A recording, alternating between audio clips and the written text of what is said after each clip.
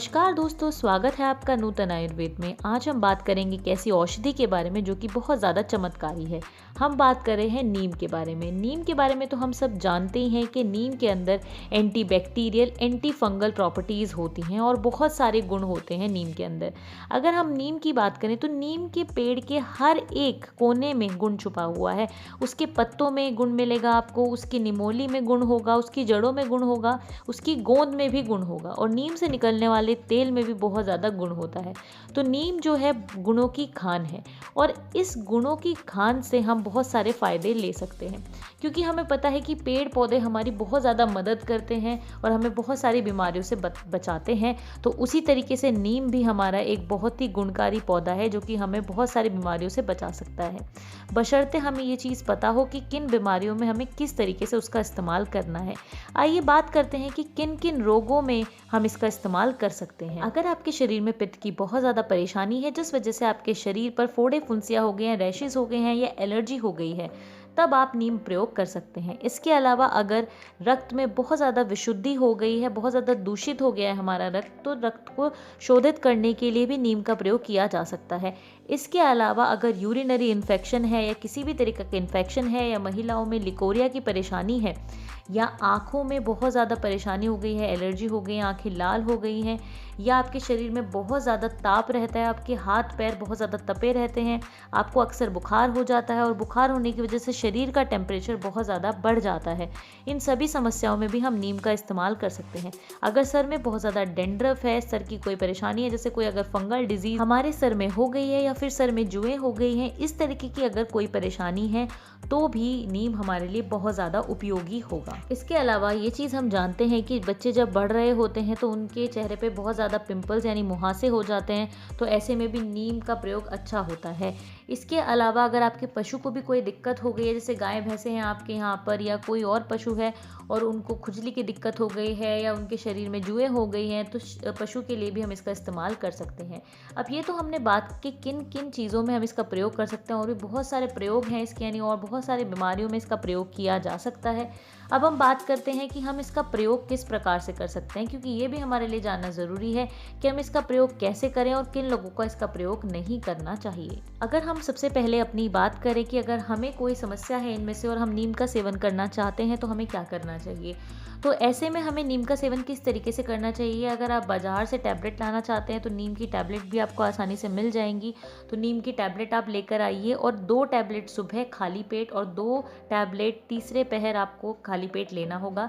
इस टैबलेट को लेने के बाद आपको क्या करना है, कुछ भी खाना पीना नहीं है, ना ही 1 घंटे पहले और ना ही 1 घंटे बाद तक कुछ भी खाना पीना आपको नहीं है।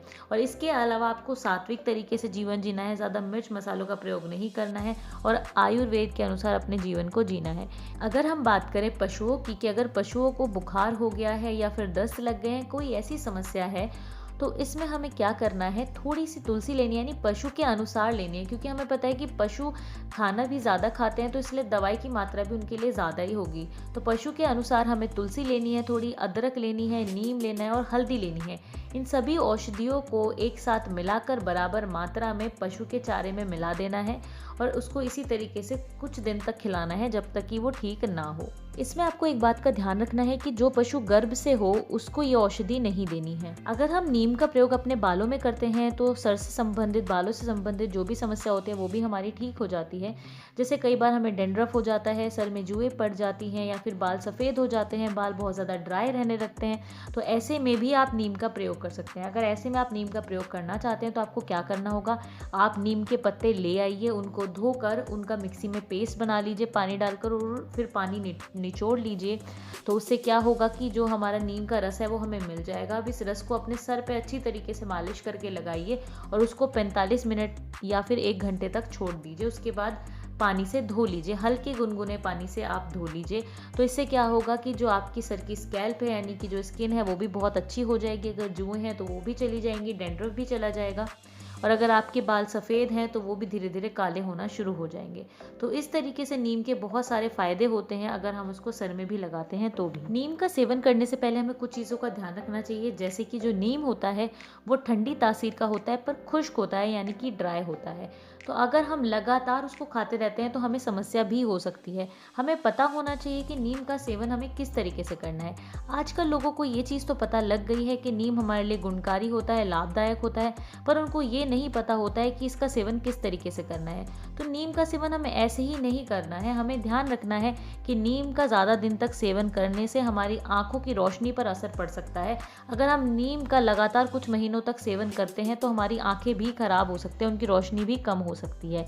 इसलिए जब आपको ज़रूरत हो नीम की तभी उसका इस्तेमाल करें, तभी उसका सेवन करें और परामर्श के बाद ही उसका सेवन करें। अगर आपको कोई समस्या है और आप नीम का प्रयोग करना चाहते हैं तो आप कर सकते हैं।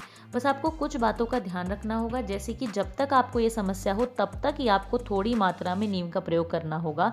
और नीम का प्रयोग जब आप कर रहे हो तो आप अपनी डाइट में यानी कि अपने भोजन में गाय के घी का प्रयोग ज़रूर करें, क्योंकि इससे हमारा जो शरीर है उसमें तरलता बनी रहेगी और ड्राइनेस नहीं आएगी। तो मान लीजिए कि आप नीम खाना चाहते हैं तो कुछ आप 7 दिन उसको खा लीजिए। 7 दिन जब आप उसको खाएंगे तो सातों दिन आपको 1 चम्मच गाय का घी रोज़ कम से कम लेना है। तो इससे आपके शरीर में ड्राइनेस नहीं होगी। अगर आपके घर पे दूध है तो आप दूध भी पी सकते हैं, तो इससे शरीर आपका ठीक रहेगा। उसके बाद 2 से 3 दिन के लिए आप उसको छोड़ दीजिए, फिर कुछ दिन खा लीजिए, फिर छोड़ दीजिए। इस तरीके से कर सकते हैं। अगर आपको ऐसी कोई भी समस्या नहीं है जिसमें सिर्फ नीम ही काम कर सकता है तो आप नीम का सेवन मत कीजिए, आप किसी और औषधि का सेवन कीजिए। कई बार ऐसा होता है, लोगों को ऐसा लगता है कि अगर हम नीम खाएंगे तो हम बीमारियों से बचे रहेंगे, इसलिए हम रोज़ नीम खाएंगे। तो ऐसा बिल्कुल भी नहीं करना है। नीम की जगह आप गिलोय का सेवन कर सकते हैं। नीम आप तभी सेवन कीजिए जब आपको ज़रूरत हो, और अगर ज़्यादा दिन तक आप खाना चाहते हैं तो आप किसी वैद्य का परामर्श लीजिए। जहाँ तक बात है बाहर से इसको लगाने की, कि अगर आप स्किन पे नीम लगाना चाहते हैं या सर पे लगाना चाहते हैं तो आप कब तक लगा सकते हैं, तो आप ये आराम से कभी तक भी लगा सकते हैं। पर इस बात का ध्यान रखें कि ये स्किन को ड्राई करता है, तो स्किन में खुश्की हो सकती है, ड्राइनेस हो सकती है, तो उस अनुसार ही आप इसका प्रयोग करें। और हो सके तो अगर आप नीम सर में लगा रहे हैं तो तेल का भी प्रयोग करें, तो खुश्की नहीं आएगी इससे। बाकी तो आप कभी तक भी इसको लगा सकते हैं, बस खाने में आपको इसकी सावधानी बरतनी है कि ज़्यादा दिन तक इसका सेवन लगातार नहीं करना है। तो यह थी एक छोटी सी जानकारी। मैं उम्मीद करती हूँ ये वीडियो आपको पसंद आई होगी। अगर पसंद आई हो तो लाइक ज़रूर करें, शेयर करें और नूतन आयुर्वेद को सब्सक्राइब करें।